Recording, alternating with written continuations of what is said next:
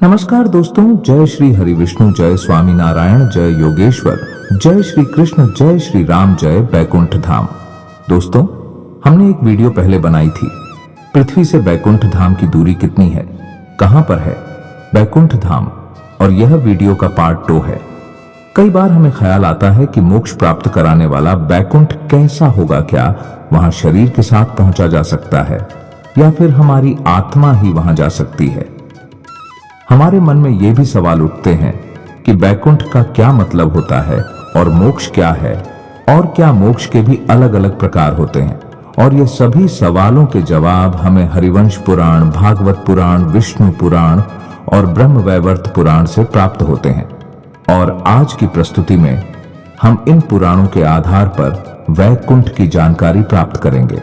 नमस्कार दोस्तों, मैं हूं दिनेश और आपका एक बार फिर से स्वागत है क्वेश्चंस का खेल डेली YouTube चैनल में, जहां मैं लेकर आता हूं ज्ञान, विज्ञान और धार्मिक से जुड़ी जानकारी। तो चलिए वीडियो को शुरू करते हैं। प्रधान पुरुष व्यक्त कला नाम परमम ही आत पश्यन्ति सूर्यम शुद्धम तद्दत विष्णु परमम पदम, अर्थात पदार्थ, आत्मा, अभिव्यक्ति और समय से परे क्या है उसे योग्यता प्रदान शुद्ध मुनि देख सकते हैं। वहीं विष्णु का परम धाम वैकुंठ है, और वैकुंठ पदार्थ, आत्मा, अभिव्यक्ति और समय से परे कैसे हो सकता है।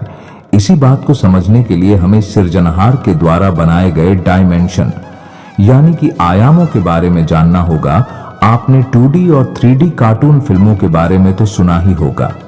हमारा भौतिक जगत भी इस 3D यानी त्रिआयामी थर्ड डायमेंशन से व्याप्त है, और चौथा आयाम है समय, और समय को मिलाकर हम 4 डायमेंशन से बंधे हुए हैं।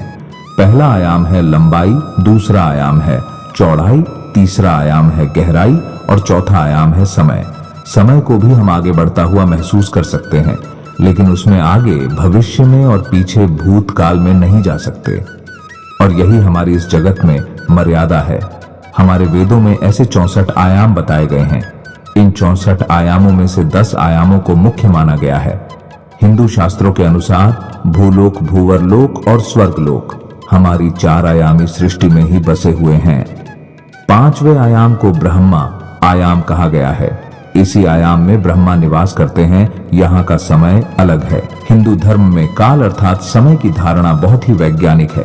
त्रिश्रेणु से लेकर एक क्षण तक, एक क्षण से लेकर दंड तक, दंड से लेकर मुहूर्त और मुहूर्त से लेकर प्रहर, प्रहर से लेकर दिवस तक, दिवस से लेकर पक्ष, 2 पक्ष का, 1 माह, 2 माह की एक ऋतु, 6 माह का, 1 अय्यन, 2 अय्यन का, 1 वर्ष, 1 वर्ष का, देवताओं का 1 दिन, देवताओं के 12,000 वर्ष का, 1 महायुग, 71 महायुग का, 1 मनवंतर, 14 मनवंतर का, 1 कल्प, 1 कल्प अर्थात ब्रह्मा का 1 दिन, और ब्रह्मा के दिन जितनी ही ब्रह्मा की रात्रि और ब्रह्मा के 1 दिन और 1 रात्रि को मिलाकर बनता है 1 अहोरात्र। इसी तरह महाविष्णु और शिव के समय की कल्पना करना भी मुश्किल है। इसके बाद आगे 6ठे आयाम में महाविष्णु निवास करते हैं।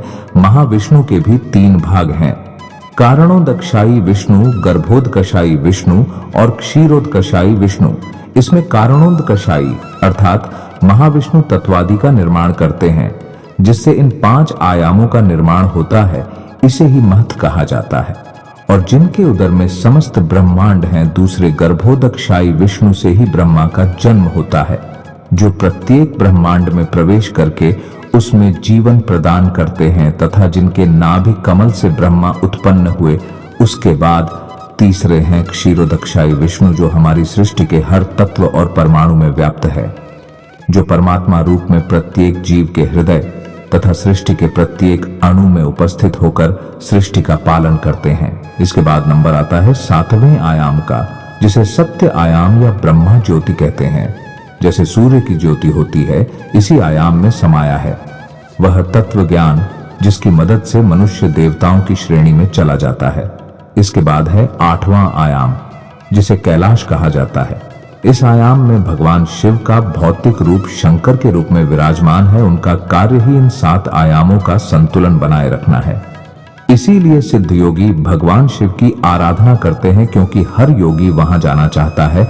उसके बाद है 9वां आयाम, जिसे पुराणों में वैकुंठ कहा गया है। इसी आयाम में नारायण निवास करते हैं, जो हर आयाम को चलायमान रखते हैं। मोक्ष को प्राप्त करने का मतलब है इसी आयाम में समा जाना। हर आयाम इसी से बना है। यही आयाम सभी आयामों का निर्माण करता है। मोक्ष की प्राप्ति कर हर आत्मा शून्य में लीन होकर इसी आयाम में लीन हो जाती है। इसके बाद नंबर आता है 10वें आयाम का, जिसे अनंत कहा गया है। हम आपको बता दें कि अनंत से ही महत और महत से ही अंधकार, अंधकार से आकाश, आकाश से वायु, वायु से अग्नि, अग्नि से जल, जल से पृथ्वी, पृथ्वी से औषधि, औषधियों से अन्न, अन्न से वीर्य, वीर्य से पुरुष अर्थात शरीर उत्पन्न हुआ।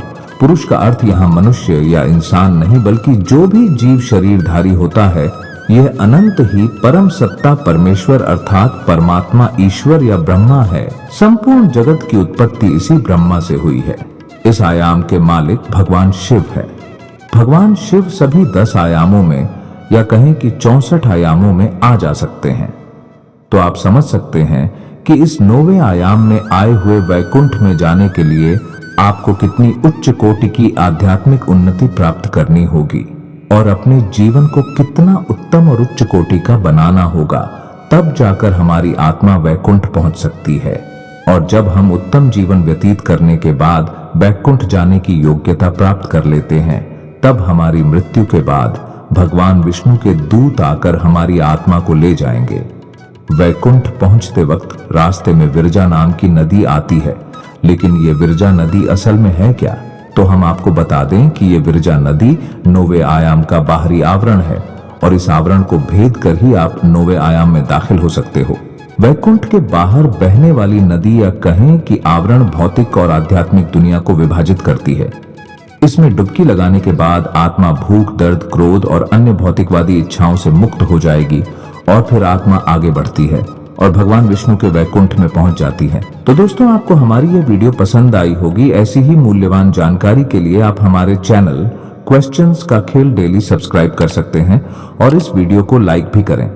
धन्यवाद।